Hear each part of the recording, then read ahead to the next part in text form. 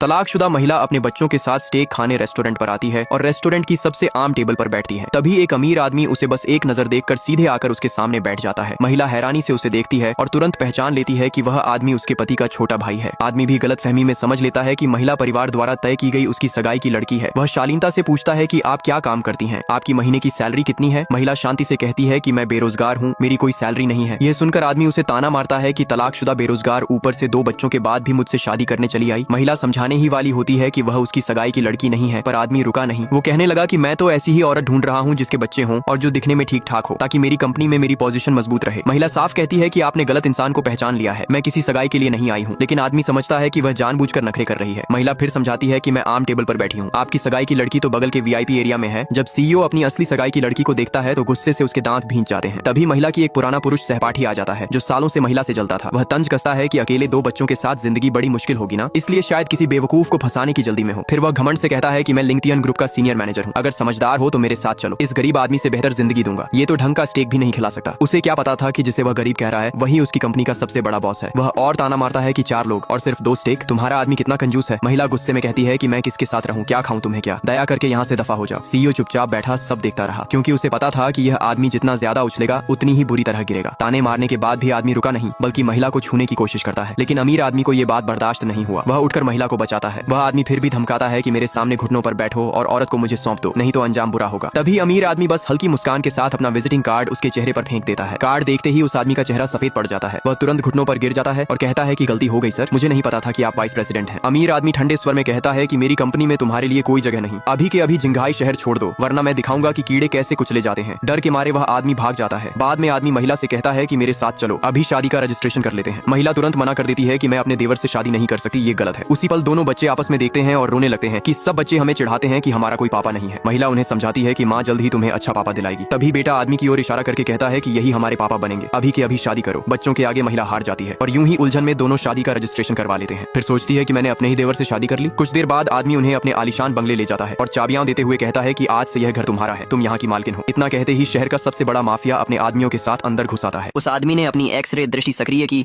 और मछली की हड्डियों की स्थिति साफ साफ देख ली। फिर उसने एक रसोई का चाकू निकाला। उसने हड्डियों की जगह के अनुसार मछली के मांस को पतली स्लाइसों में काट दिया। उसके बाद उसने उन स्लाइसों को जजों के सामने रख दिया। लेकिन जजों ने एक नजर देखी और तुरंत घोषणा कर दी कि आदमी निश्चित रूप से हारने वाला है। जैसे ही जज विजेता घोषित करने वाले थे, सभी ने देखा कि मछली भले ही उसका मांस काट दिया गया था, फिर भी तैर रही थी। वह पानी में सांस भी ले रही थी। सभी इस दृश्य से स्तब्ध रह गए। ये पता चला कि वह आदमी कभी एक महान दिग्गज शेफ था, लेकिन क्योंकि उसका शिष्य उसकी जगह लेना चाहता था, उसने उसके साथ विश्वासघात किया। इसके परिणाम स्वरूप वह एक भिखारी बन गया। उसने सड़क पर एक आलू पाया, उसे उठाया और उसके मालिक